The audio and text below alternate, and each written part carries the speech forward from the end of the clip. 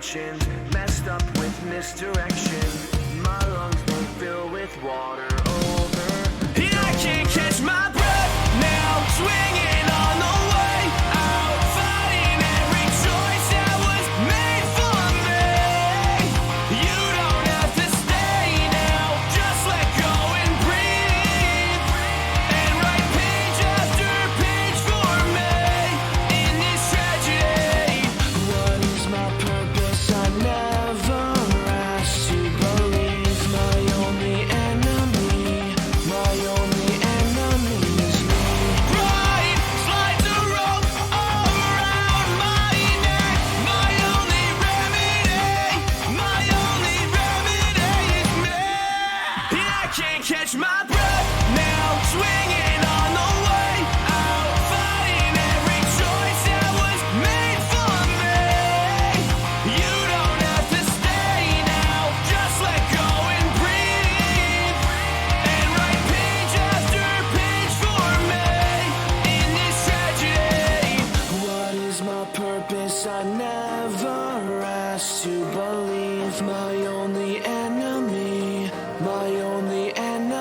is me. What is my purpose? I never asked to believe. My only enemy I can't catch my breath now, swinging on the way out, fighting every choice that was made for me. You don't have to stay now, just let go and breathe, and write page after page for me.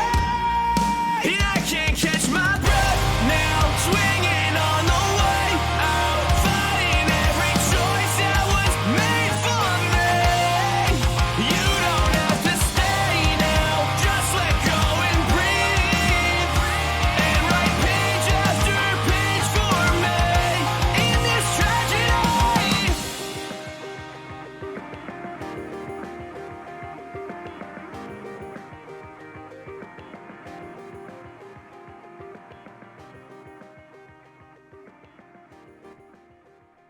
All right. We are going to start here in just a second. Just getting the phone call ready to roll, making sure that all of my audio levels are good. Hope anyone out there is doing great. I am I'm going to have a few coughing fits during this.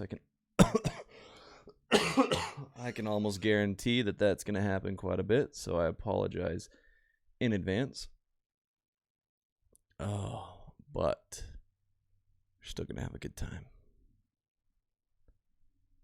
Alrighty, make sure our levels are all set up. And we'll be chilling like villains. Alrighty, make sure everything, yep. Alrighty. Now, to call our boy Dom. And we'll be ready to roll.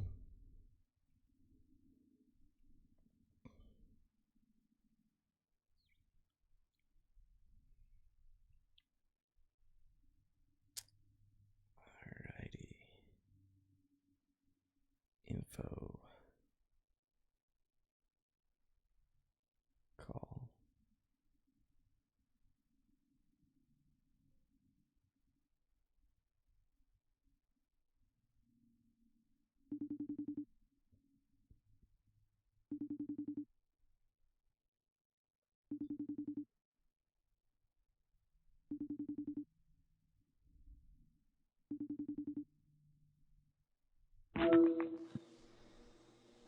Hey, what's going on, brother? Hey, what's going on, man? Oh, not much, dude. How you doing today? Good, man. It's been a busy day, but I get that. Oh, man. Well, dude, thank you so much for joining me on the podcast, man. I appreciate it.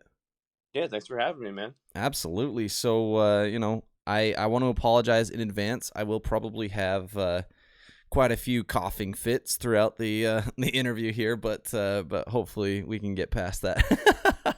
Oh, no worries, man. How you feeling? I'm all right. I did test. So I assumed it wasn't COVID because my wife, who had all the symptoms before, she tested negative, but I did indeed test positive for COVID. So it's I'm actually on the mend today. Like I don't feel my fever broke last night, I think, because I decided to sleep under a bunch of covers. So Well, I'm glad that we put it off a couple of days then. At least you're feeling better. oh yeah, dude. Like Monday and Tuesday, like Monday and yesterday were just brutal. But it wasn't like yesterday. I was still able to work from home, like which is nice. I'm pretty privileged that way to have a job where I can work from home. But it was tough to stay focused and stuff. It was just hot flashes and chills, and it was weird, dude. Yeah, I could imagine. But yeah, a few days in, and it's pretty much on the mend now. So I'm pretty happy about that. Well, good. I'm glad to hear that. Yeah, man. Well, anyway, enough talking about me and my disease here.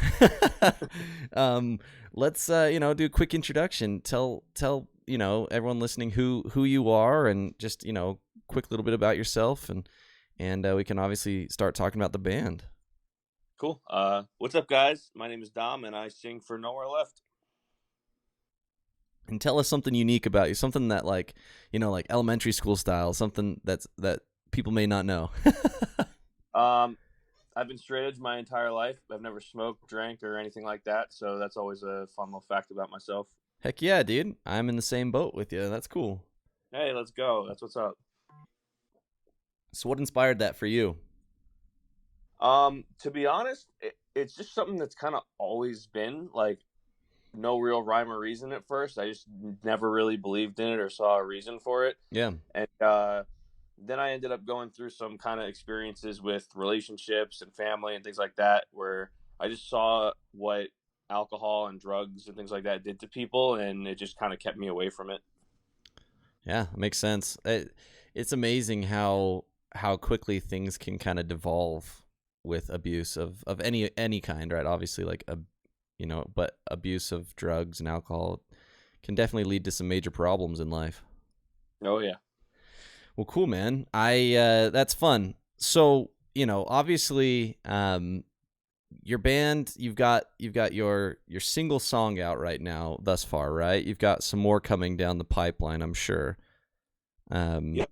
So I was actually obviously, before the interview, I'm trying to prep and make sure I listen and everything. But as I listened, it was really cool because you guys had vibes from a lot of different rock genres in the one song. So tell me kind of like what kind of background you guys all came from, each one of you in the band. So we all came from, in a weird way, different areas, but at the same time, very similar areas. So musically, we all have very different influences, but also all the same influences. Like we all listen to bands like Slipknot and Linkin Park, and grew up with all those kind of classic metal and rock bands. But we each kind of have our own individuality too. Like our drummer Nick, he's very into bands like Don Broco, Dance Gavin Dance, very like experimental kind of bands. Mm-hmm. Our guitarist Sam is into bands like Tiny Moving Parts, Tiger. Our guitarist Jay really loves The Devil Wears Prada, and I'm like a scene kid at heart, so I love Attack Attack and Old Ass Alexandria and bands like that, Memphis May Fire. Yeah. So we all really come from like a lot of different places, but really we all love all the same bands at the same time. And with this, we kind of wanted to just do something a little different from our older style, because most of us, except for Sam, were in another band that played metal a little while back. And this band is almost kind of like a rebrand of that, but Okay. wanted to go in like a different direction. And we were a band for a while, so we just kind of switched things up. And so we were playing metalcore forever, and we also have like a really big rock influence. Mm-hmm. So we wanted to do something more along the lines of like Linkin Park, Breaking Benjamin, 3 Days Grace, like all those older And classic rock. Yeah, so that's what I noticed in the verse portion of the song was obviously kind of the Breaking Benjamin, 3 Days Grace influence, because how the chugging of the guitar is in that particular portion. Obviously, you've got the halftime drums, playing on like I don't know how to explain it. I don't know all the terminology, but like obviously playing on the crash cymbal at halftime instead of, you know, the full rate. Right. A lot of that stuff was very, you know, that mainstream rock influence I could hear. But then when you get into the chorus, I could hear you guys kind of stepping away from that and going more to your roots, which is kind of cool. Yeah, we definitely wanted to blend the styles. We took a lot of influence from more modern bands too, that are coming out, like From Ashes to New, Thousand Below, um, just artists that really are kind of taking a twist on, I guess I don't want to say like classic rock because they're not like classic rock bands, but like early like 2000s bands, and they're Mm-hmm. like putting a modern twist on that. And we kind of wanted to kind of follow in that kind of a footstep. And the biggest thing that we kept in mind too with recording these songs is we wanted everything to be extremely catchy, and we wanted like we wanted the listeners to feel the emotion. So the emotion and catchiness were like the two main things we focused on, and I think even in the songs that are to come for everyone to listen to, they're gonna see that even more than the first song. So I'm really stoked for everyone to hear the next song that's gonna come out.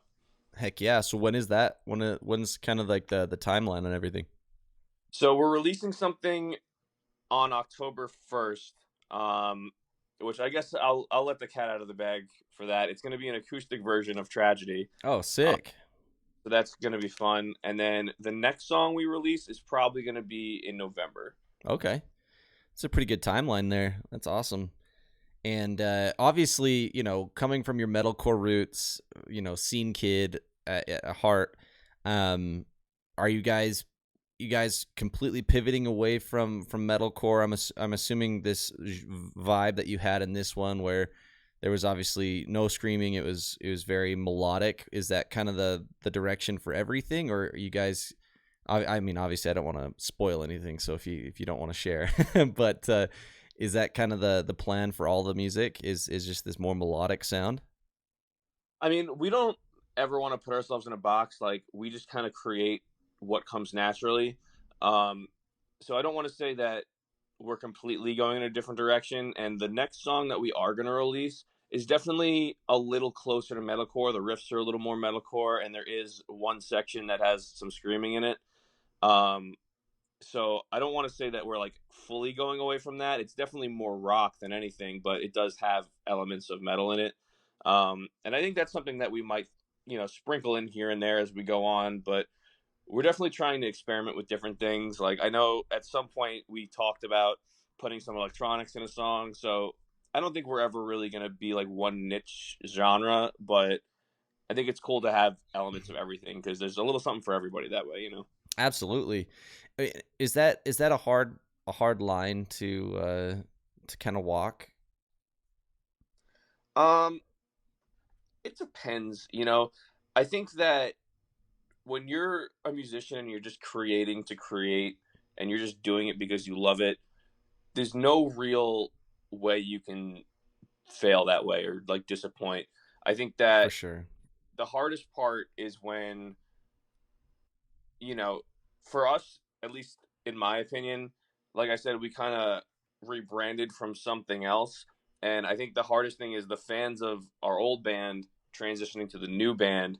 It's like you kind of worry, like we were extremely worried with this first song, like, oh, is everyone going to be like weird that like it's a different genre? There's no screaming when like some of our older songs had no clean singing at all. So going from one band and kind of starting over into this new style, we were really worried about that. But everyone seems to be very accepting of the style change and the new sound that we're doing and the whole new name and everything. Heck So yeah. very about that. So was that a tough transition for you? Like I'm assuming you did vocals in the previous band as well? I did the clean singing in the Oh, previous band, okay. and I played guitar, and we had a vocalist who was the screamer, and that's kind of where this whole rebranding happened. The vocalist who we had who was screaming decided to leave the band, and at that point, we had been a band for like 9 years. So we're like, it's been 9 years. We had like so many lineup changes. The style is going to be different. Like maybe we should just kind of start fresh. And a lot of people that we work with in the industry kind of agreed that, yeah, that's probably the smarter way to go. Yeah. Uh, so it was scary to do that because it was like, oh, well, it's a whole name change, it's a style change. It's like, there were so many questions in our head, like, is this the smart move? And we had actually thought about doing this years ago. Like, I would say 2 years ago, we Oh, thought okay. about doing. We had a vocalist change, and we ended up not doing it. And we were like, you know what? We already have fans. We already have the name established. Like, let's just keep it going. And who knows? Like, maybe we should have done that. But at this point in time, I'm kind of happy with how everything worked out. I think our lineup is solid. I think that the new name, the new sound, the new image, I think everything is flowing great. And I'm just happy with the way people have been receiving it so far. Heck yeah. So from like obviously, hindsight's 2020, but as you have, made that transition and obviously thinking about how it could have been 2 years ago if you would have done it. I mean, we don't even think about that, but really like what's been like the biggest lesson that you've learned as you guys, because 9 years is a long time to have something established, to have a brand, an image, a fan base, like you said.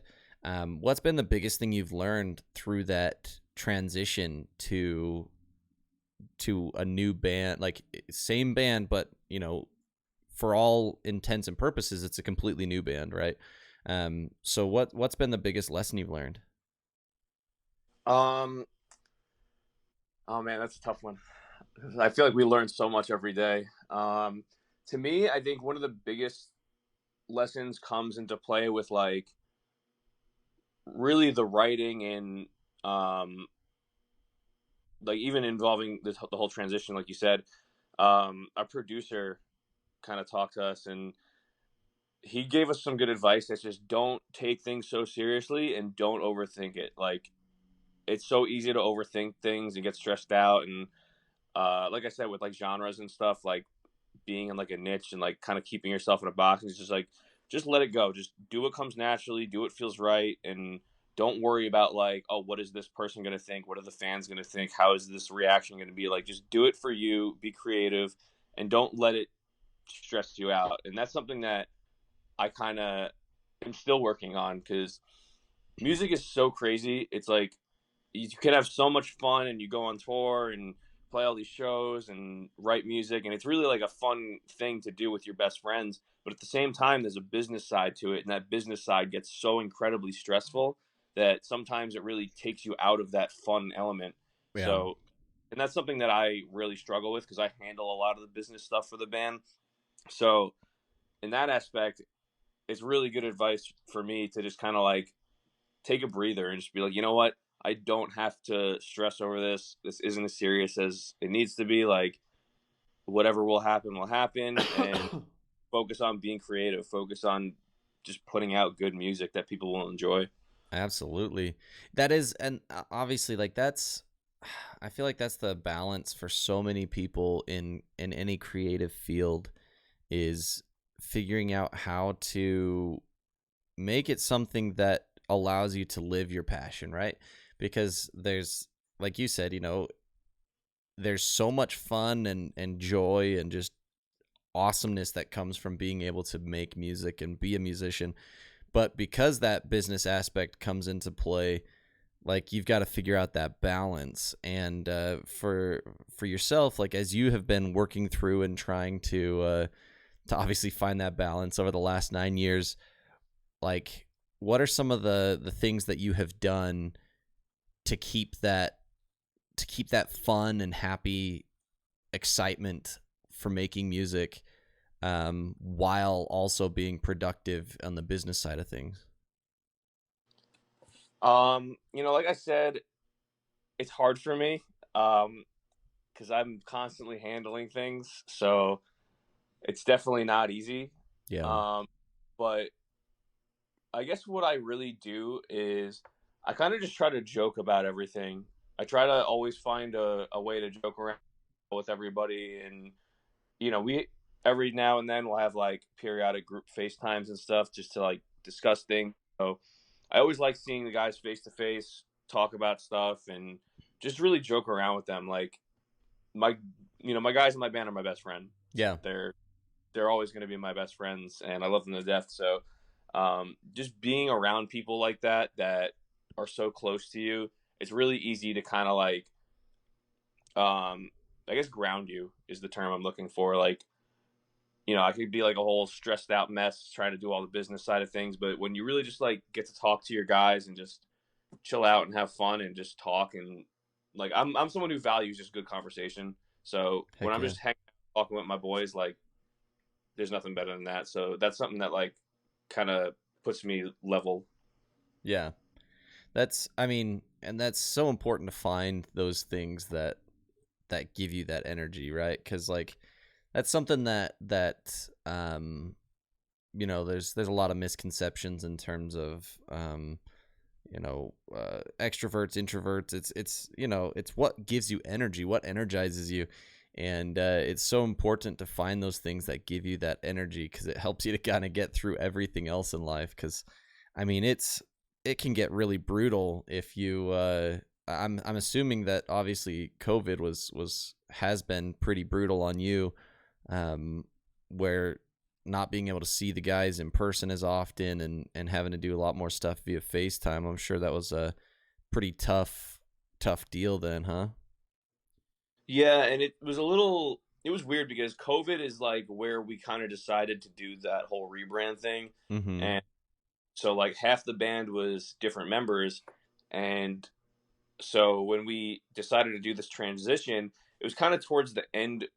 Oh, I don't know if I can say end because COVID is still happening, but the end of like the stricter restrictions where like there were no shows and things going on. Like at least now we kind of have shows and tours coming. Yeah. Uh, but and that's kind of like the weird part for me was all of our friends are now, oh, we have a tour, we're going on tour, we're playing this show, and we're kind of like, we feel like we're kind of stuck in this weird little, I don't know, just like a situation, I guess, because we did this rebrand and now we recorded these new songs, but we don't even have enough songs for a set yet. We have 4 songs currently recorded. Mm-hmm. So like all of our friends are out there playing shows and we're like, well, we might not play a show until winter. Like we don't Yeah. really know. Um so that's definitely been a little weird. And now the band that we have with the new members, one of our guys lives in Pennsylvania. One of them actually used to live here and just moved back yesterday. He was in Pennsylvania and he came back to New York. So it was a little harder to kind of see both of them since they were a couple states away. Yeah. But we got things done. Like you said, FaceTime is a thing, and Tragedy we ended up just kind of doing with our producer over FaceTime and phone calls. Like we just kind of talked about ideas behind songs. I tracked the vocals here in New York and sent them over, and that's how we got that song done. And then um, 2 months ago in June was when we recorded the other songs that we have. We all got together and drove down to Atlanta and did those songs with Josh Landry. So that was a good time, and it was good to actually have the band like fully together in person and actually be creative. So that was good. Heck yeah. Man, so much changes so quickly. Like, Yep. I mean, tracking songs and going through the whole production process, like remote, was that like a huge adjustment? Because obviously most of the time it's been in person for most people. I mean, I'm assuming you hadn't done that way previously, right? Yeah, no, every time we've ever recorded has been in a room with a producer, so not being able to do that was definitely a challenge. And there were definitely some times me and Zach, who we recorded Tragedy with, butted heads a little bit because we couldn't communicate properly. Mm-hmm. So that kind of sucks. 'Cause, you can never really relay something through a text message or a phone call the right way. It always Yeah. kind of gets weird. So it's always better to be in a room with someone, especially when you're creating. Yeah, because there's body language and there's signals that you can kind of read to understand. Okay, here's the exact spot where I'm not feeling it, and this is what I'm wanting, and like you can kind of express it a little bit better when you can see someone. Yeah, exactly. And like even with the actual recordings, like me recording Tragedy up here, I track the vocals and it's so different when you're with someone, because I tracked the vocals up here, sent them out, and like they just kind of did it with what I gave them. Mm-hmm. And when it came to the other songs we have, I was actually there in person with someone where they could be like, "No, I think you could do that take better. No, I think you could have more emotion in that take." And really, just like being with someone, it gets the little details that you wouldn't kind of think of on your own, Mm-hmm. and it really makes it that much better having someone else's input in person that can really hear what you're doing. Yeah, particularly synchronous input, right? Like rather than the async where it's like, hey, I recorded this, now you send it, and now you're out of the moment, so you're not feeling exactly what, at that exact moment. They're not hearing it at the same time. So because it's asynchronous, you're kind of I mean, for lack of better term, out of sync with one another. So when they are giving you the feedback, you're in a slightly different mental place than where you were when you were singing it, right? Right, right. And it's interesting, like doing it kind of yourself. It's like you're just kind of doing it to get it done. You're not like it's less creative for you, or at least in my opinion. Like for me personally, that's how it is. But when I'm in a room with someone else and there's a bunch of different people around, like putting their input or giving out ideas, it's like it just makes the process more fun and more creative. And that's something that I've loved about our band for at least these new songs and the EP we did with the old band, the last one. Um, we kind of started doing this thing where we come into a room together, and it's the whole band and the producer, and we don't have anything. We didn't write demos beforehand or anything like that. We come in with just like a blank slate, and we just write. And I love that kind of style of writing, just because for me personally, if I write something and then I bring it to the studio and then we start working on it and it doesn't come out the way that I had envisioned it, then I feel like that kind of sets you up for disappointment, or you start like kind of getting in your head like, well, this isn't how I envisioned it sounding. And it kind of creates a lot more of an issue than just kind of free flowing with it straight out the gate. So I kind of like that we've been doing things that way. I think it's been working for us. So with that, like obviously that's quite a bit more free form than like the typical structured.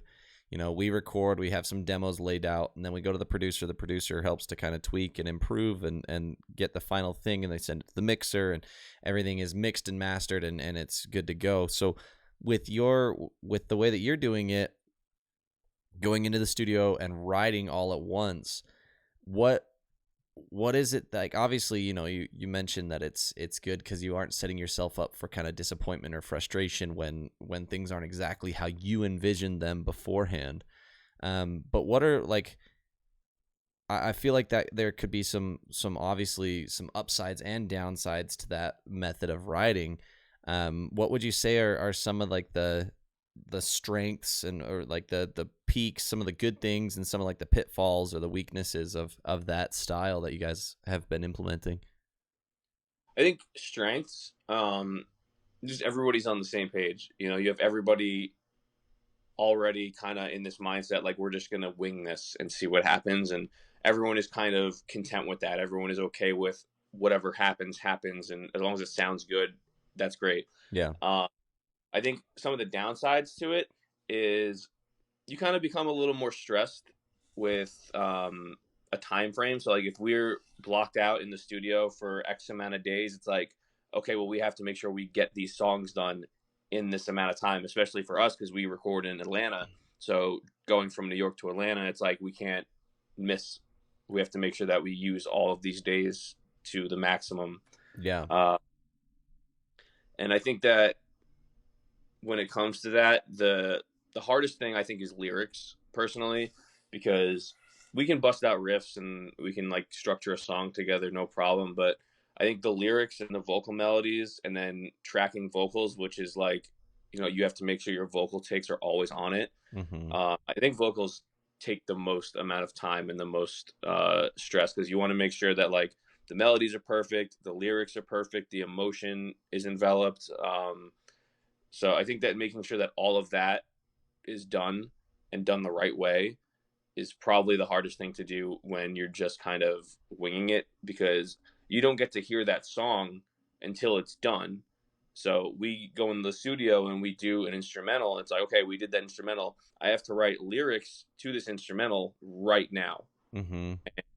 So that's kind of like, I guess, one of the downsides to it. But I think it kind of honestly is a positive thing at the same time, because it's like, it's pressure, but it like motivates you at the same time.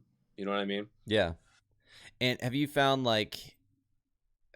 times where you've written lyrics and kind of tried to lay this whole thing down, and the lyrics just didn't match the vibe that you guys had, and you just like, have you had to just scrap things, or like what's kind of your approach there when things just aren't kind of falling into place for you? To be honest, we haven't ever really scrapped anything completely lyrically. Um, but what will happen is sometimes, like, I'll come in with an idea for a song and be like, this is what I want to write the song about. And we'll all kind of start writing our own lines. And like each member kind of will put down lyrical ideas, which I think is awesome. That like, Heck yeah. it's not always just me. It's like my drummer could bust out a lyric and I'll be like, that's sick. Let's use that. So I think that's really cool. And the best part about it is our producer, Josh, is so talented when it comes to lyrics and melodies. And I can give him like a paragraph of lyrics that I wrote, and he'll adjust them to a way that it flows so much better than I had it. And I'm just like, okay, that's sick. Let's do it. So I owe a lot to him. He definitely teaches me a lot. Like every time we're in the studio, I feel like I learn something, and I learn how to be a better vocalist and how to be a better songwriter. So I'm very thankful to work with really talented people like that. Heck yeah. And did you use the same producer and kind of the same process with your previous setup as well, with your previous band? So slightly. So the last EP that we did with our old band was done by Zach Keel, and there was one song that we worked on with our current producer Josh, and we did the same kind of process. All went into a room with Zach and just busted out songs, and it went really well. And that's kind of like what led us into continuing on that path. So we did that, and then Tragedy was written with Zach. It was a song that we worked on, like I said, through kind of phone calls and stuff like that. And that was really just because COVID kind of screwed us. Like we would have loved to just go down there with Zach again and be in person, but we just didn't get that opportunity. Yeah. And we met Josh through Zach, and we really loved what Josh did with the song and a half that he worked on with the old band. So we decided to go to him for a couple songs too. And same thing, just the process was amazing. And what's like this is something that I've heard quite a bit, is like the producer kind of becomes the another member of the band. So when you're working with two separate producers, obviously they know each other, and there's obviously they're producing music professionally, so they obviously know quite a bit. But what's the biggest difference for you and like the band working with a different producer? Does the process change a lot, or is it still pretty consistent? The process is still pretty consistent. Like they both have a certain way they do things, where it's we knock out an entire instrumental in one day, and then the next day is vocals for that song. Then we move on to the next instrumental for a new song, then vocals for that song, and we kind of just follow that flow. It's just instrumentals, vocals, and it just works well. It's a really great way to do things, and we've never had an issue with it since we started with working with them. Heck yeah.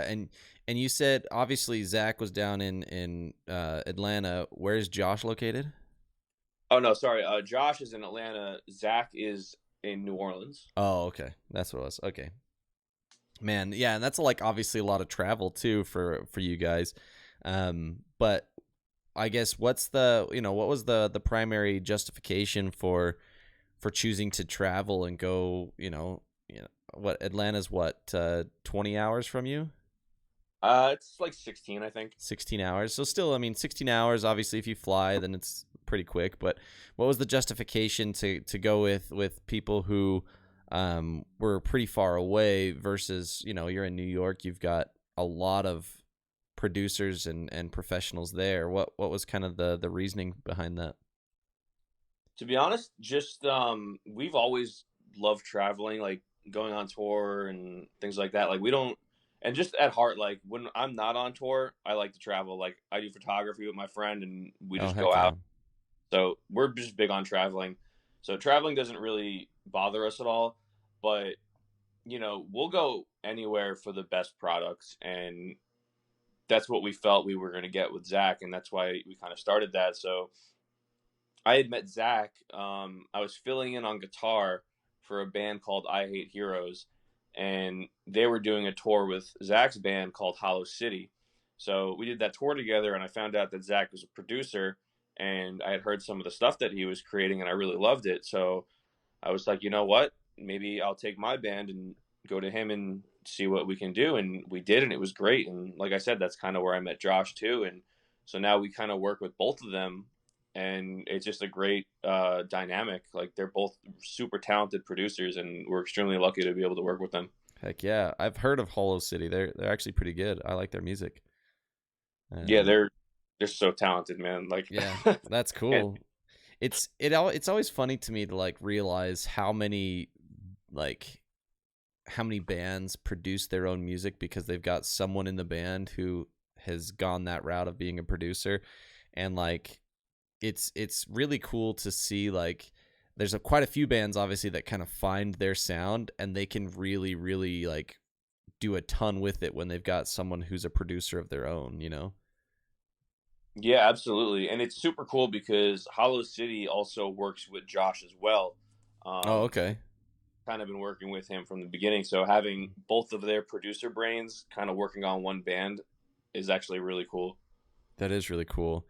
And obviously, you know, where you guys are at, like you were working with both of them with obviously your metalcore project too, right? Yeah, yeah. So we did the metalcore with the old band, and now we're doing this kind of rock stuff too. And that's just also really great about both of them is they both tackle different genres so well. I've heard both of them do, you know, rap, country. They can really do it all. So, like I said, you know, we're super stoked to be working with such talented people. Heck yeah. So with like the change, you know, between from metalcore to this rock, it sounds like they were pretty gung ho and ready to help you guys make that transition seamless and make it like obviously how it's been thus far with the release of Tragedy, been a very solid release, a very, you know, a kind of what's the right term, like a really big kind of coming out the gates swinging, you know, where you guys are showing the world, hey, we got what it takes, you know. And so it sounds like they obviously were pretty instrumental in helping you guys make that transition pretty seamless. Yeah, absolutely. And you know, like I said, they specialize in, well, they can do all genres, but they specialize in rock, at least in my eyes, because it's what I see them do most often, and it's what Yeah. I see uh, really prosper in. You know, Josh has done a lot of work with the Funeral Portrait. He just did their new record that's going to be coming out, and it sounds incredible. He's worked with bands like Afterlife. He did some Motionless in White stuff, which I guess is more metal, but you know, they've got like huge rock choruses.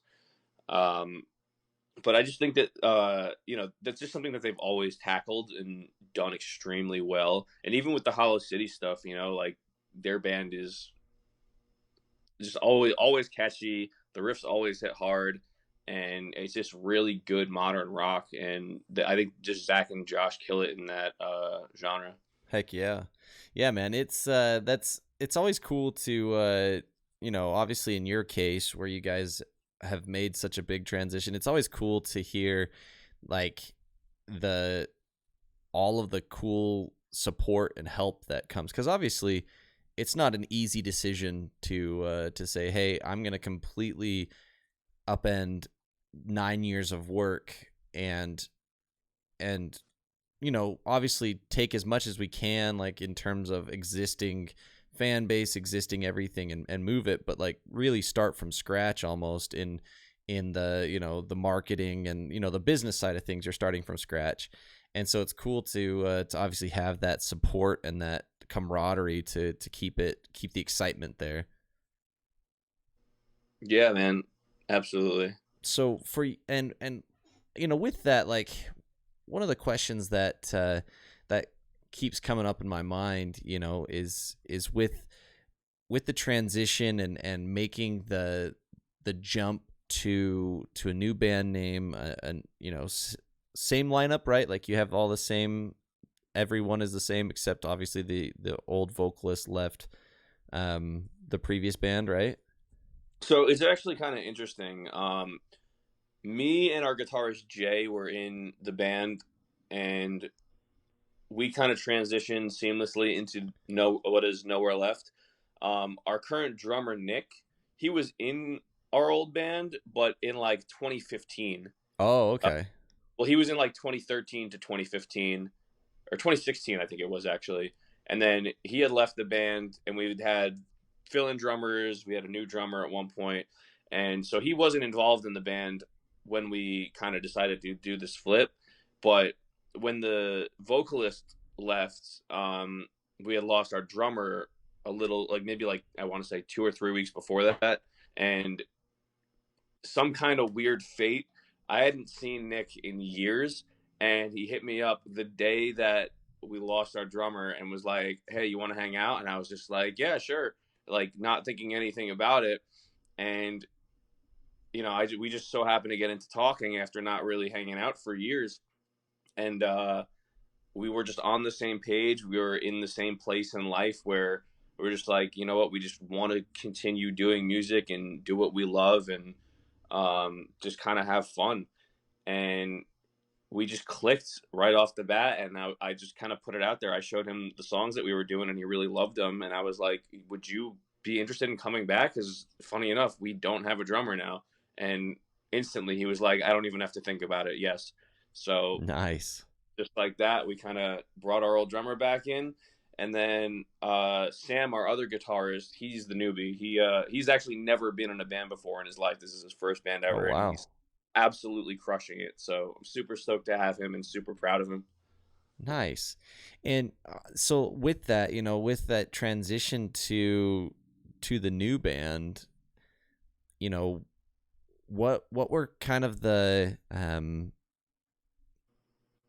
I guess the hang-ups for you guys, cuz I'm assuming you had stuff in progress with the previous band, or things were kind of obviously there was something happening in a direction that you were going.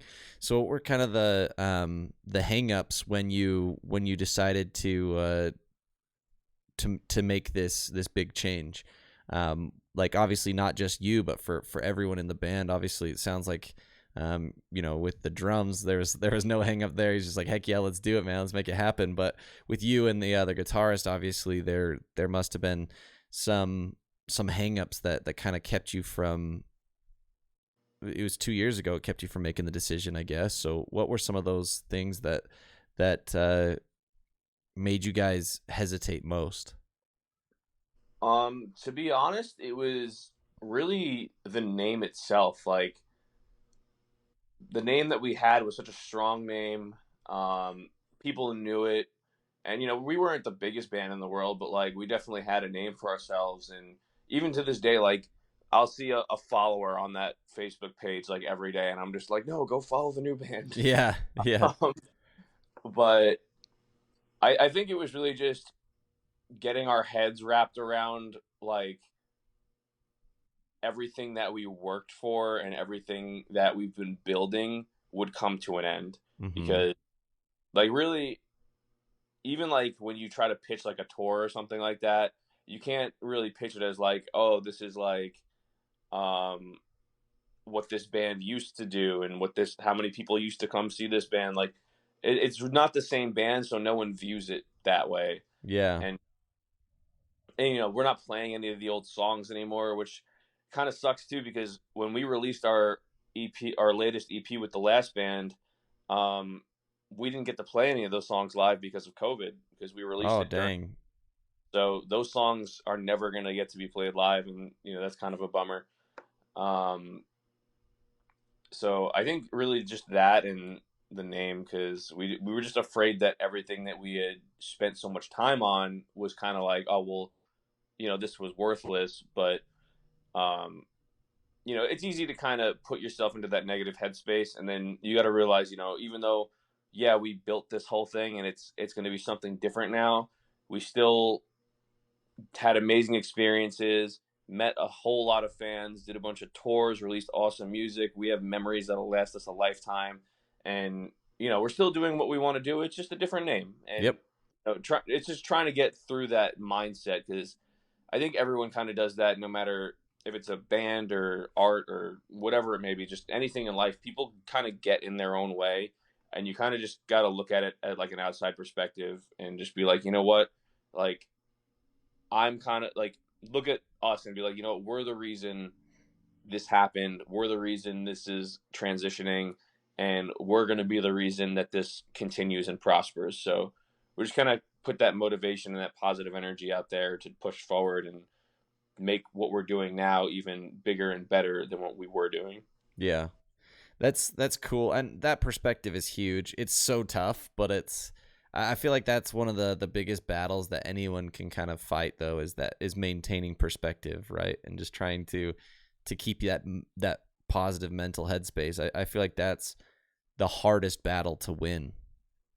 It's so hard, man. And like, I'm really an advocate for it. Like, I always push positivity, and anytime I see someone down, even people that I don't know, they'll post like a depressing status on Facebook, and I'll like try to reach out and just try to be helpful, because I'm so sick of seeing like people so down and kind of like, just life is too sad already, man. Like, we need more positive influence in the world. And so I know firsthand that it's so hard to keep a positive mindset when all these things are going wrong, or everyone has insecurities or situations that may be happening in life. You never really know someone's story and what's going on. So I always just try to be like, you know what, scrap all this negative mindset and just push forward with the positivity. And Mm-hmm. it's something that I still learn every day. I struggle with it all the time, where I'll get in my own way, or I'll just kind of sink into a funk, and it's hard to get out of, but like, you really just got to kind of force yourself to get into that positive mindset. And something that I do every day now to kind of push that is, and I think it's becoming a little bit more common with a lot of people, because actually Josh does this too, but we write down every day 5 things good that happened to you, Mm-hmm. and 5 things that you're grateful for every day. And it kind of shifts your brain into thinking about more positive things. And it could be the simplest thing, like, oh, you know what, I hung out with my cat today, or I got Taco Bell today. Like, it could be like this little thing, but it's something good still. So it just kind of tricks your brain into getting back into that positive mindset. Yeah, that's so that principle came from a book that I'm still a huge fan of it. It's called The Happiness Advantage, by Sean Aker. He talks about doing 3 things you're grateful for, but it really is magical. Like, it's kind of funny how it can help so much. And it was like all the psychology behind writing down things you're grateful for, and like writing down things that happened that were positive that day. It's pretty amazing because of what it does to your whole mental well-being, because it shifts your perspective to start looking for good and start finding the good regardless of what's going on. It's pretty amazing. So I'm definitely a big advocate for that, because every night at the dinner table, I've got a 6-year-old and a 3-year-old, and we go around the table and we say 3 things we're grateful for that day. And my 6-year-old and 3-year-old, they're pretty much like mom, dad, and my brother. That's pretty much it. But at least they're they're starting to look for things to be grateful for in the day, and it is magical. So I'm stoked that you do that too, because it really is helpful. Yeah, man, it really is. I'm stoked to hear that you and your family do it as well. Yeah. It's crazy. I had actually, I don't remember who it was, but I watched like a TED Talk video the other day, and the guy was saying that, and don't like quote me to a T on this because I don't know the exact number, but it was something like your brain produces, I think it was like 50,000 thoughts a day, or no, what was it? Yeah, I think it was like 50,000 thoughts a day, and like only 10,000 of them are positive and the rest are all negative, or it was like 100,000 were positive and 500,000 are negative. It was something to that like extent. Yeah. But to sum it up, you have more negative thoughts daily than positive ones, and I thought that was really interesting. And it kind of shows like I said, like especially with how the world is lately, like it's so much easier to be depressed about something. It's so much easier to criticize things and find things wrong in the world, and it's hard. It's really hard to kind of get out of that mindset. But Yeah. I think that's the thing that people really need to do lately is just, and it sucks that people have to do it. It's like I said, like the writing down the 5 things. It's like it's kind of sad that like we have to resort to that to train ourselves to be positive again because of um how much we've kind of been buried. Like our happiness and positivity has been buried by so many different things that have happened to us or that are Mm-hmm. going on, and that we kind of have to bring ourselves back. And it's a shame that like life is kind of works out that way. But I really believe that everybody has the potential and the power to change their lives and their outlook if they just really kind of set their mind on it and take it seriously. I think people don't really realize that it's such a big issue, and I think if people really kind of clung to it a little more and really focused on their happiness and what truly will make them happy, and just kind of get out of their funk, Mm-hmm. I think that would really change the world. I think if people just could really just hone in on what they can do to really change their thinking. Yeah. It's so true, and it's really it's fascinating to me because there's another part to that whole aspect that you were talking about in terms of the negative thoughts and stuff is the way that naturally, on average, this is obviously averaged out amongst all of the different, age groups and demographics and whatnot, but on average, when we lose something, when something bad happens, a negative happens, we feel that twice as strongly, twice as we have twice as much emotion or investment in it emotionally than when something positive happens. So you think about that. Say you win $100. You'd have to win $200 if you lost 100, right? Like in order to feel that gain, I guess, because you're going to feel that loss twice as hard. So in order to make up for it, you have to have twice as much positive. And that's where focusing on positive really helps, because there really is a lot to be grateful for and a lot to see every day, that there is a lot of positivity, until you turn on the news and until you turn on, like social media, and you just start seeing all this cesspool of negativity. And so it's like, it's kind of hard because you're fighting that and you're combating all that negativity. And it's like, I've deleted Facebook off my phone, and I've opted to just use Instagram for my podcast. And it's been magical. I haven't seen anyone's crap posts. I haven't seen political posts. I haven't. It's been very freeing, Dude, I love that you said that because I did the same thing recently. I didn't delete the apps off my phone, but like I kind of like removed them from the home screen so it's like less easy to access. Uh-huh. I was like, you know what? I got into a really bad funk of depression last month, and it really really affected me to where like I felt like I couldn't do anything. And I was like, you know what? I'm gonna take a break from this, But unfortunately, being in a band, you need social media to do fucking anything. Yeah. Uh, Yeah. oh, I'm sorry, I don't know if I can curse on here or No, not. you're good. Um, but so I ended up removing the apps, and like, I would go to post, and then I would be like, all right, I'm gonna make my post, put my phone down, and not look at it until the end of the day. And it's amazing what that does for your mindset, man. You don't see all the, like you said, things on the news. You don't see, because the people post negative things every day, and as much as it's not your life, like you still are absorbing it. You're still Yep. seeing all these other negative posts that people are making. Um, comparison is such a huge thing because Yep. it's a common thing that people say. Everyone posts like on Instagram how great their life is, but you don't see like the things behind the scenes of how people's lives are, and you're just constantly seeing, this. I don't know if you want to call it a facade, but it's just the good things. You don't see people's bad sides, Yeah, which it's completely no, touched no, up no and one wants to highlight their bad sides, and that's understandable. exactly. But it's you got to know that they're there. You got to know Yep. that everyone kind of has their downsides and the things that they go through in life. Um, but comparison will rob you of happiness. It really will. Yeah, it will. And obviously with like being in a band and having so much, social presence there, cuz that's something that I've been starting to put a little bit more time and thought into is how to grow social media and stuff. Because obviously, if I want this podcast to actually keep going, I can't just rely on people just finding it, right? And I have to put in more energy.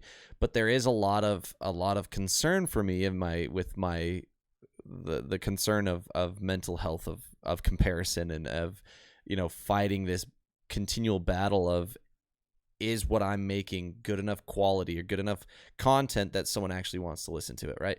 And from your perspective as a musician and as an artist, like you put that content out there. You said, I'm not going to check this until that evening. How do I would hope that it's overwhelmingly positive, but I know that there's trolls out there, just people who just suck, so how do you keep yourself energized and focused and excited when there is negativity coming your way in terms of the music? Um, well, the first thing I'll say is, thankfully, we have not received any negative energy on the song that we've put out. So Sick. That's stoked on. awesome. Um, there was like a couple things where like I don't know if you could consider it negative. Um, People had like kind of commented that the song sounds similar to two other artists' songs that are out, and again, like it's a comparison thing, which I didn't even realize when we did the song, and I hear the similarity here and there, but it's kind of a stretch. But it seems like the way that people were commenting about it, like it seemed to kind of be like a troll. It seemed to kind of be like, and it like they were trying to like stab at us a little bit. Yeah. I could be wrong, but there's nothing like nothing crazy. No one has been like, oh, this song sucks, or like we haven't gotten any real hate on the song, and I'm stoked on that.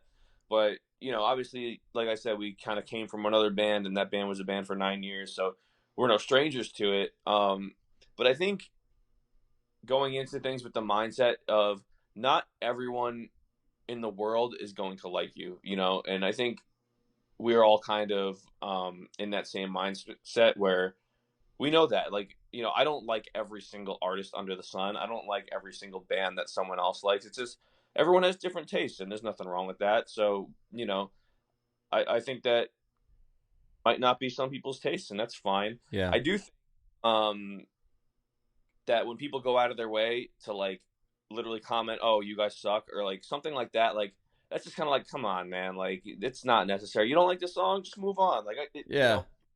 and I've always hated that. Like even on other artists' songs, it's like not my own song. Like I'll see people like say something, and I'm just kind of like, I'm almost tempted to reply to them, and like I try not to because I just try to avoid the drama. Yep. But like, I just hate it when people are so easy to be like, this sucks on someone's art, because it's like it doesn't suck. It's just not your style, and that's Yep. fine. It's not your style, but don't go and hurt someone's feelings or like attempt to hurt someone's feelings just because it's not something that you personally enjoy. Yeah.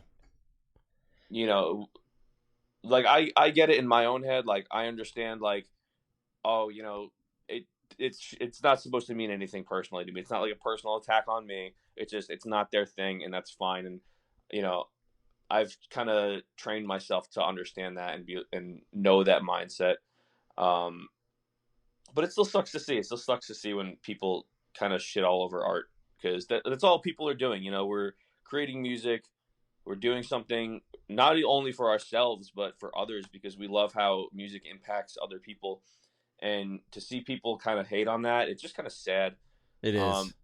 but we don't let it get to us. You know, it's just like I said, it's not your thing. It's not your thing, and that's fine. There are plenty of artists that I don't like, especially like some bigger artists that like other people in my band like. It's just everyone has their own taste, and there's nothing wrong with it. Yeah. And that's honestly like I was talking, I can't remember who I was talking to, but to me I'm like that's what makes the world go round, right? It's like having a difference of opinion and still seeing that the person in front of you is a human being, right? Like I disagree with you, but I think that you're a valuable person and that your opinion is valuable, but like understand that like your opinion doesn't diminish my opinion and my opinion doesn't diminish yours, right? But it's also like I also live by the same thing that my, they always say, if you don't have anything nice to say, don't say anything at all. It's just so much Thank, easier. thank you. It's I don't so know much why I easier. don't get that. Like it's such a common thing that you hear when you're a kid growing up, and I'm surprised at how many people that are now in their 20s, 30s, even 40s and 50s, like they just don't have that concept. Like Yeah. I don't know where it went from when they were a kid up until now, but it's like why? Like what is the point of going out there and saying something so negative that you're hurting someone's feelings? Like what is that benefiting you? And I just never get it, man. I've never understood that concept, and I don't think I ever will. Yeah. I don't understand why people feel the need to do it. Like maybe it's out of jealousy or whatever, but I don't know, man. That shit grinds my gears. Yeah, same here, man. Like it's like there's just that online, I think anonymity, that's the word I'm looking for. Anonymity, when people are anonymous, they they become the worst versions of themselves, right? Like what someone was telling me, like honesty is telling the truth, integrity is telling the truth even when you don't have to, right? Like that's the difference, right? There's being a good person is like regardless of the situation, you're good, you're nice, you're friendly, you're understanding of other individuals. But like being a nice person just means that in person you're saying nice things to people and yada yada. But like it's when you're not, when you're behind someone's back or when you're online, that's where people like that anonymity changes people for some reason, and I don't get it. Yeah, man. I think it's just because they know that there's no real consequence that way. You know, if you're anonymous, there's just you've I don't know. It's like there's less what's the word I'm looking for? Accountability, Yep. you know, and so they think they can get away with kind of just saying whatever they want, or even if it's not like technically anonymous, if it's just, you know, people just behind screens feel more protected. It's like, oh, what is this person gonna do? I'm just gonna make a shit post on Facebook or on Instagram, and it is what it is. Like, man, there was a post on one of my friends' Facebook, and my mom had commented on it, and this dude kind of reacted to what she said in a really negative way, and this guy was almost like attacking my mom on Facebook. And I'm just sitting here, I'm like, dude, my mom is like a 60-year-old woman, can you just chill out? Yeah, like, seriously. like it's crazy how like people just get the hottest head and like just think they could do and say whatever they want on the internet. And it's just like, dude, these are real people with real feelings who, like, you know, like I said, my mom is 60 years old. She doesn't understand the internet or half the things that people say. Like, Yep. it's just stop. Like, it's not that serious. It's really Yeah. not that serious. I yeah, that's a whole other thing too, is like why people feel the need to be so aggressive and so combative nowadays. Like I feel like people wear it as like a trophy, they wear it as like this like medal of honor that that they picked a fight on social media. It's like, oh, I picked 5 fights on social media today, I'm a winner. I'm like, dude, that's not something to be proud of at all. Like, Dude, it's crazy, and like, it's like you'll see people who like will drag it out forever, like, and there will be posts I'll see, and it'll be like kind of what we were saying before, where someone like will shit talk a band or something, and then all of those fans will kind of come to the rescue and defend the band, or be like, why are you being like this? Why are you being so negative? And that person will continue to attack all these people, yep. and they'll drag it out.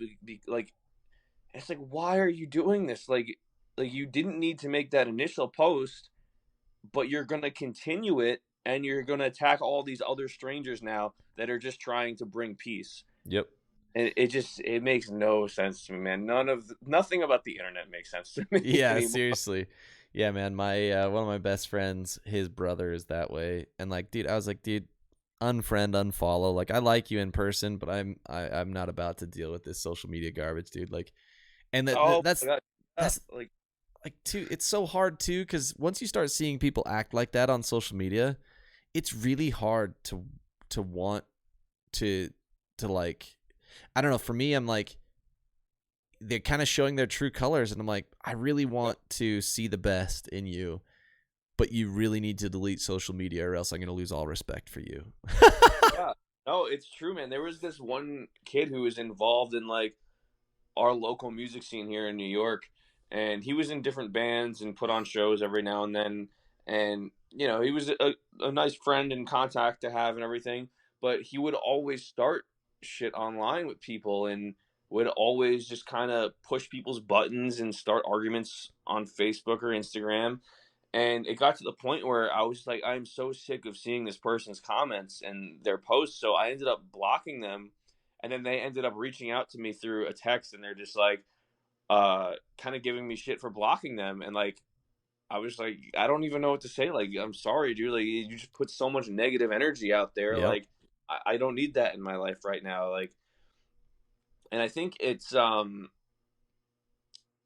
think now it's to the point where even younger people are getting it. But for me, like, I'm 28 now, and like, I'm just so over stuff like that. Like, anytime someone is just saying shit on the internet, I just avoid it. I can't be involved with the drama. Like, I got so many things going on in my life and so many accomplishments I'm trying to do. And dude, honestly, like, I struggle with so much like depression and anxiety and things like that. So like, for me, I'm just trying to be happy and live my life. Like, I don't need more of this drama and internet and things that aren't going to matter, especially like in 10 years. Like, Uh-huh. who knows? I'll be in a band or what. Like, I don't know what the future holds, but like, I don't like want to put all my energy into this stuff that is just not going to matter with people that I'm probably never going to see again anyway. Like, Yep. it's not worth it. Yeah, it's so true. It's like, and that's the thing for me, is I'm like, the only thing that lives on is the person I am, right? And so like, I don't want to be known as that guy who just is constantly talking bad or constantly picking fights. I want to be known as the guy who brought positivity and brought happiness, and just was like, and just brought excitement, because that's kind of like what I even tell my kids, I'm like, dude, hey, when you see someone who's down, lift them up. Don't say mean things to people. Don't say mean things about people. It's just like, it's so much easier to be a positive. Like, it's so much easier to be a negative, but it's so much better to be a positive, because it's like, it's really easy to complain. It's really easy to be negative. Like, that's how we naturally are as humans, for whatever reason. Like you said, a 5-to-1 ratio of negative thoughts in our mind. It's so much easier to just be a negative human. And it goes to show the people who have that mental fortitude, who say, you know what, I'm not going to let those thoughts dictate who I am and what I do. I'm going to flip the script, and I'm going to take those, those 20% of my thoughts, or those 10% of my thoughts, and I'm going to make those work for me. I'm going to make that who I am. And that's powerful. That's something that more people should strive for. Yeah, man. It's like they say, there's half glass full people and there's half glass empty people. Yep. And it's crazy. It's really crazy. Like I had I'm not going to name any names, but I had an ex-girlfriend where, we would be dating and whatever, and we would get into fights, and she would go on Twitter and kind of subtweet me or shit talk about the situation or whatever. But I would be the one to never do that, because it's like, putting this out on the internet. Why am I kind of putting this negative energy out there when it's not going to help the situation? It's not going to help anybody reading it. It's just going to kind of cause more people to see more negativity. And it's just things like that, man. Like little things, like if there's so many people that will, especially on Twitter, man, especially on Twitter, like you can post any quick little status and almost everybody on Twitter is complaining about something. Yep.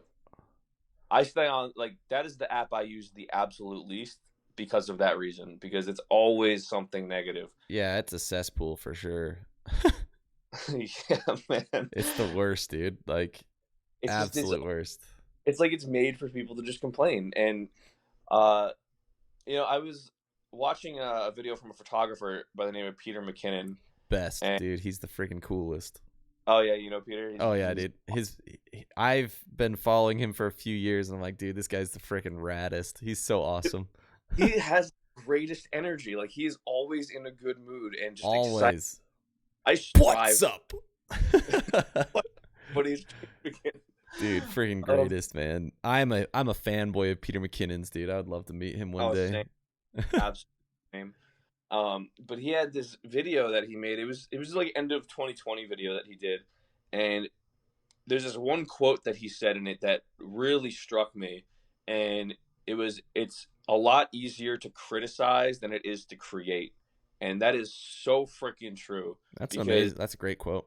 Like, coming from a musician, a photographer, like creating is difficult. Like people think like, oh, you're just like making music and taking photos, and like it's you're just out there having fun. But it's like there's a lot that goes into writing music, and like I said, like the business side, planning tours, all that kind of stuff, making the music, recording it, planning everything, merch. Like there's so much with that, and then there's photos, there's editing, there's just a million things that goes into the craft of things like art. But like we were kind of like I'm kind of backtracking here now. But like what we were saying, people are so easy to talk down on people's art or just anything in general, where, anyone out there can criticize, but to me, and I don't want to say not everyone out there can create, because I think that everybody has potential to do whatever they want. I agree, yeah. But yeah, it's just definitely easier for people to kind of say whatever they want about something than it is for people to kind of put their energy into something that's positive. Well, and I've talked to a bunch of people about this too, right? Because when it comes to watching someone like Peter McKinnon or watching people in that realm, that sphere, they're so great at what they do that they make it look easy. And so a really, really well done photograph, or really well edited and made video, or really well written and recorded song, anything like that on the creative side, anything that's done really well makes it so a normal person, an everyday listener, an everyday viewer, everyday whatever, can see that or hear that and think, I can do that, because it's so smooth and so second nature sounding, right? Like there's so much to it that just feels so fluid and so smooth that someone feels like they can do it, which is why it's easy for them to become critics, right? Until like, and this is why my wife and I are adamant that my kids are going to get like customer support jobs, customer service jobs when they're in high school and stuff, because the moment that you try it and you experience it, your perspective changes. And like I said, the reason for customer support jobs is it's like, dude, the moment you're dealing with that dirtbag customer is the moment you realize you're never going to be that customer. The moment you try and create a song and write a song like Tragedy, and you go through the whole painstaking process, and you try and put it out there and you realize how hard you fell on your face is the moment you appreciate the band who makes the song. And it's that same concept, but it's the idea that because it's, because bands like yourselves are so talented and you have been doing it for so long, you make it seem like it's second nature. So people feel like, oh, well, obviously I can do that and I could do it way better. And it's that then they become critics, even though they can't even create a fraction of what you've done. Dude, that's like a really solid perception of that. You hit the nail on the head, honestly, because like there have been so many times where I've been in that situation, and I'm not like the type of person to like shit talk or anything, but there have definitely been moments in my life where I've been like, oh, this is probably super simple, and then I did it, and I was like, what the hell? Like that was extremely difficult. And it grounds you. Like you kind of hold more appreciation for the people that are actually out there doing it. Yep. And I feel that was like even with producing, like with Josh and Zach, like I'll watch them fly through their DAWs and just watch them edit drums and vocals, and I'm just sitting there staring at their computer screen in awe, and I'm like, I could never do this. Yeah. And you just like appreciate people so much more and appreciate the time and the effort that they put into things. Because I had kind of started dabbling in recording a little bit, and I really am trying to get back into it. I just haven't found the time to. But me personally, like I have everything, like I have a whole studio rig set up. It's just I haven't opened up the program and really dove into it in years. Yeah. But a couple years back, it was my first time opening like Pro Tools, and I started mapping out drums and just even like writing drums. I mean, it could be even more difficult for me because I'm not a drummer. I don't know drums, but I was sitting there trying to write a song, and I got something that was halfway decent, but I'm sitting there and I'm like, this is taking me so long. This is like so difficult. And then having to think like a drummer where I don't even play this instrument and try to know what's going to sound good, and at the same time not overuse the same exact thing over and over again. It's like there's so many little intricate things that go into any craft, whether you're doing music, photography, drawing, tattooing, whether you're a lawyer or like no matter what the hell you're doing in life, like there's guaranteed someone out there who underappreciates what you do and doesn't realize what you're actually putting in to make this happen. And I think that especially in the whole creative community and like with our older generation and stuff, like I don't think, like for me especially, like with parents and things like that, like my parents did not, like I still to this day don't think they understand everything that goes into creating music. And I doubt it. Yeah. Like I would love for one day for my mom to just watch like how we create an album and then go about like the marketing, the merch, the tour planning. Like I would just love them to see like firsthand how all of that goes and all the different types of people we have to communicate with, the amount of money that goes into it. Because like it's just people can get kind of naive to it. Like they don't understand that it's a serious, it's literally a business. It's what it is. And that goes with any kind of art form. And I think that art in general is just so underappreciated. Like any kind of art is just so underappreciated. And I really hope that changes someday, because it makes the world go around, man. And especially in such a dark world, things like art and music are what brings light to it. So I really hope that, that kind of stuff gets appreciated a bit more. I agree. Yeah, man, I'm on the same boat. I'm on the same page with you with that one. But dude, I really appreciate you taking the time to talk with me, because this was actually a lot of fun talking, obviously talking about the band and stuff, but then talking about a little bit deeper topic was pretty rad. But do you still have a few minutes? I always like to finish off my interviews with just really random questions. Yeah, absolutely. Let's do it. Sick. All right. So this first question is the same one. Actually, all the questions are the same ones that I ask every time, but they're fun to get the answers. So first one here, favorite candy. Ooh, see, it's funny because this one changes for me. Okay, Um, I get that. like I have like a mood, and like there'll be a time where I'll just be like addicted to this one kind of candy, and then like a few months will go by, and then it changes something else.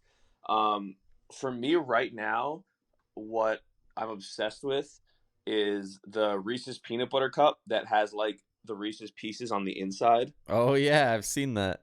Like it's like a newer thing that they've done over like the last year, I think, or so. But it is so good. So that's I got to go with that for now. Heck yeah. I actually went to Costco the other day and got a giant like plastic container of Reese's Pieces, dude. Best worst choice ever, you know. They're so Hell yeah, addicting, man. But I'll bet you add that to the Reese's and it's just like, cuz I don't know, there's something about Reese's Pieces that are just amazing. But it's so good. They're underrated. I think they're an underrated candy. I agree. All right. So, second question here for you. Favorite, well, this one, you know, if you can't come up with your single top answer, you can I will allow you to take your top 3. So, this one here is favorite movie. Favorite movie? Okay. I'm gonna go with Accepted. What's that one? It's like I don't remember when it came out. It came out like early 2000s, I think. But it's about like these kids who didn't get into college, so they They leased create an their old own? yeah, they like leased an old mental hospital and created their own college. And the reason I love it is like it's a comedy, but it also has like a very strong moral where it's like do what you want to do, follow your dreams. Like you can do things that people say you can't, and that's kind of like the moral behind the whole movie, and that's something that I strongly believe in. So that's kind of why I really love that movie. Heck yeah. I've heard of that one. Now that you know when you brought that up, I was like, okay.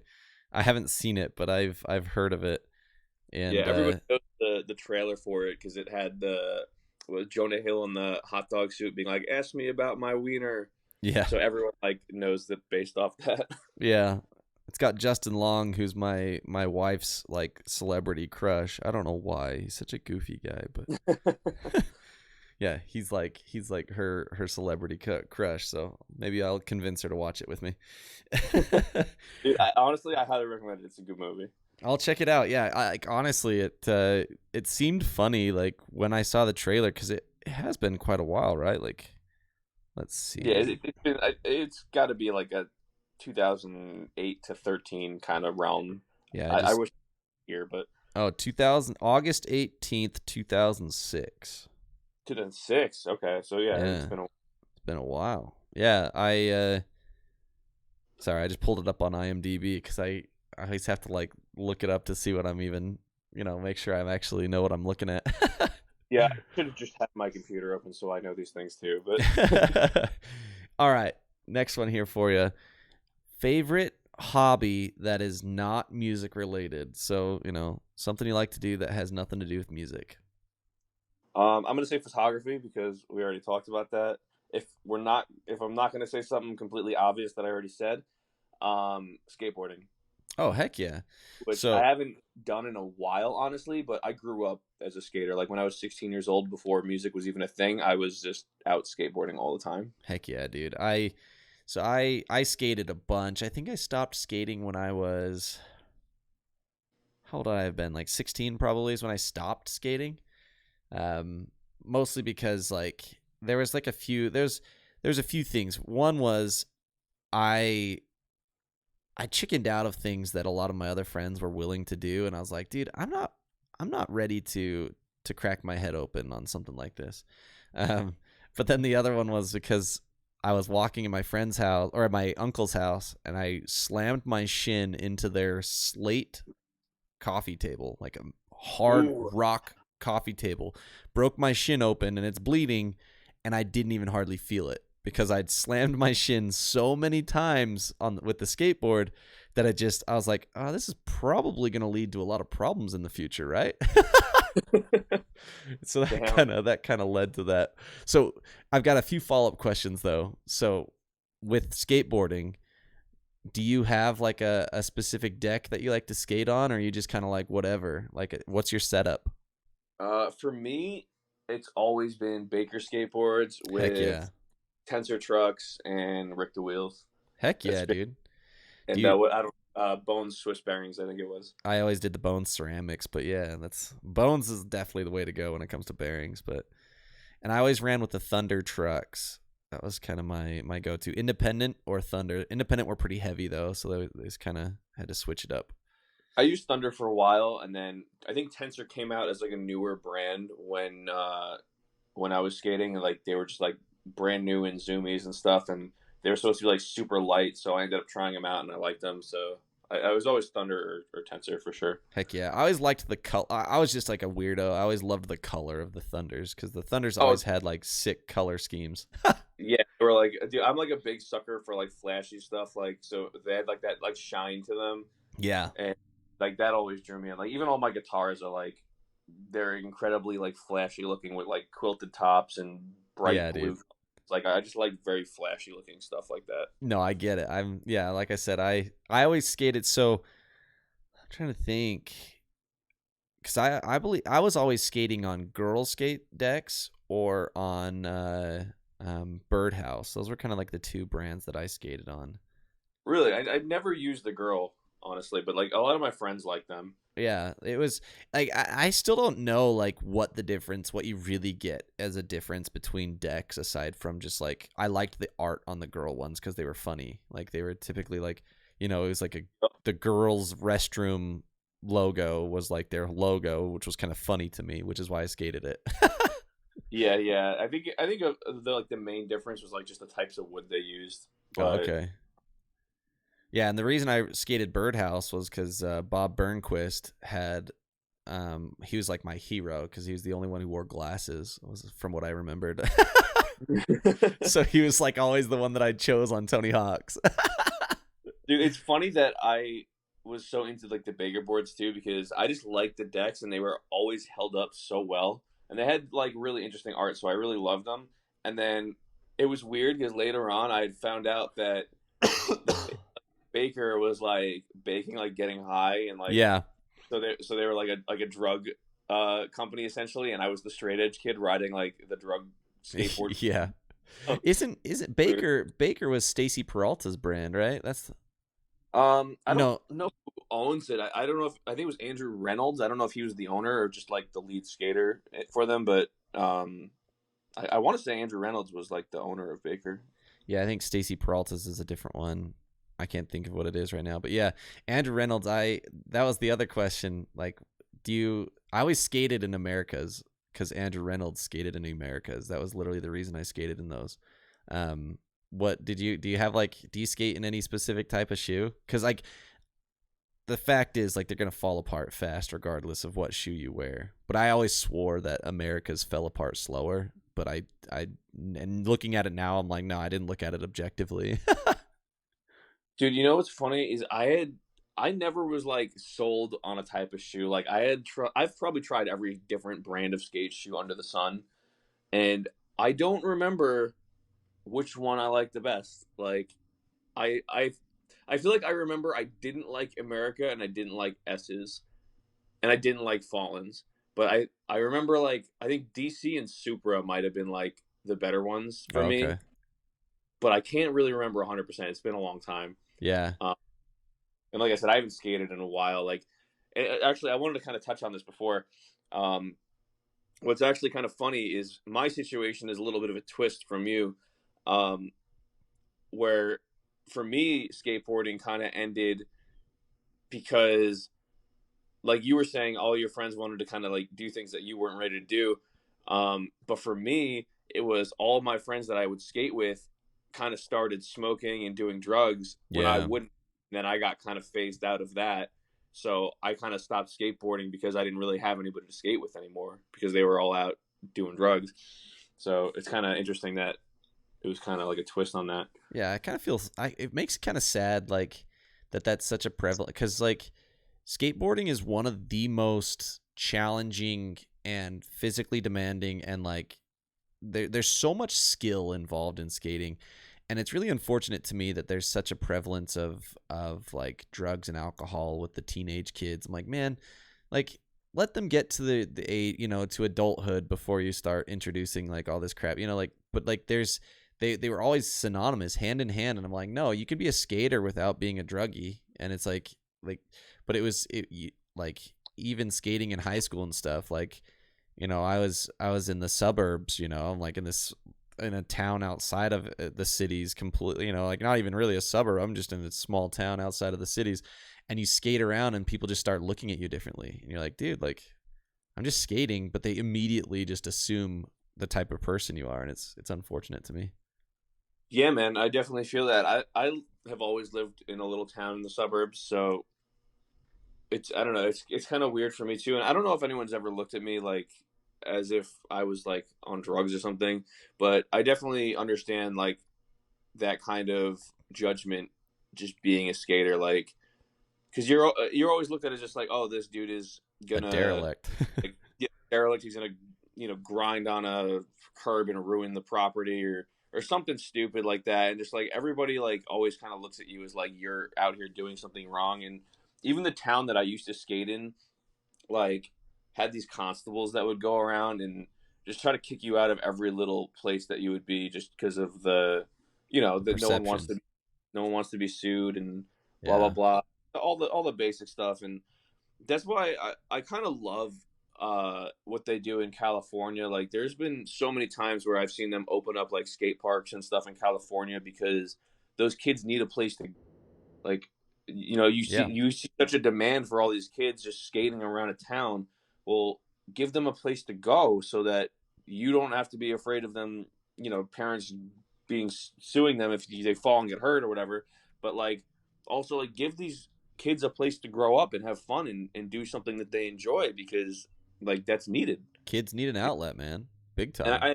I think it kind of goes like, I think it goes along the lines of like the kind of art thing. Like, granted, I don't know if most people will like say, okay, skateboarding is an art. Like, I mean, to me it is. Oh, dude, But it's but so like, impressive.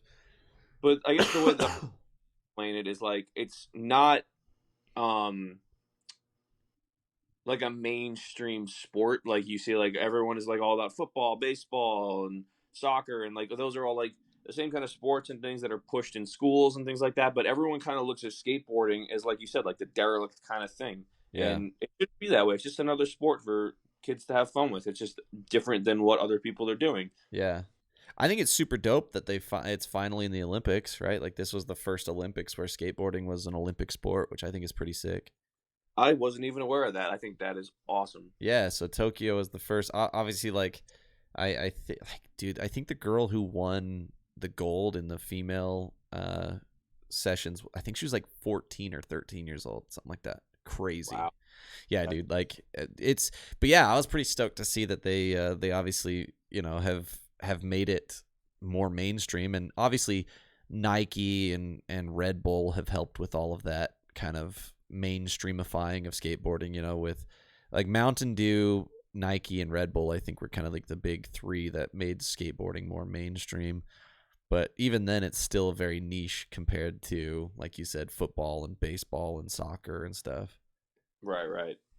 All right, one more follow up with that though is with photography. Do you have a specific type of photography? Are you like a wildlife? Are you like nature, or what do you do for photography? I will do absolutely anything. I just love doing it. I love capturing moments, but I've done wildlife. I do a lot of city shots, portraits, band photos, engagement photos, landscape photos. Like, I will pretty much do just about anything. Sick. What kind of camera do you shoot on? I shoot with a Sony A7 III at the moment. Sick, dude. That's the mirrorless, right? Yep. Nice. Yeah. I like the compact nature of the mirrorless cameras. It's so convenient. And yours is a full crop, right? It doesn't. It's a full frame, right? No crop. Yep. Full frame, yeah. Yeah, I've got. I use the Canon M50, and it's a 3/4, and so it's not as good, but it's. I mean, for the price, it's pretty stellar. Hell yeah, man! That's awesome. Yeah, dude, it's fun. Well, yeah, dude, man, thank you so much for taking so much time to talk with me, dude. It was a lot of fun getting to know you, and obviously, the the new music. I'm excited for additional stuff, but with your single release thus far, it was stellar, and so I'm super pumped for what's to come, and obviously best of luck with all of that, the new transition. This is a pretty stellar opportunity, I think, for you guys to really come out of the gates swinging. So I'm stoked for you. Thank you so much, man. Yeah, we're very excited about it, and really excited for people to hear what we have in the vault right now. I think people are really gonna love it, and super stoked on it. And thank you again for having me. It's been a pleasure, man. Absolutely. And real quick, as we sign off, tell the people where they can find you, and what they can look forward to. Yeah, you can find all of our music on Spotify, YouTube, Apple Music, all the streaming services. Our social media is, Facebook, Twitter, Instagram / Nowhere Left Band. Yeah, And that's it. Good stuff, man. All right, dude. Have a stellar evening. you as well, my friend. All right. Peace out. All right, take care. That's fun stuff. Dom's a good guy. That was a fun interview. So hopefully y'all enjoyed, and we'll be sure to catch you in the next one. I think that will be tomorrow evening, actually. It should be tomorrow evening. So we'll catch you guys that time. Peace.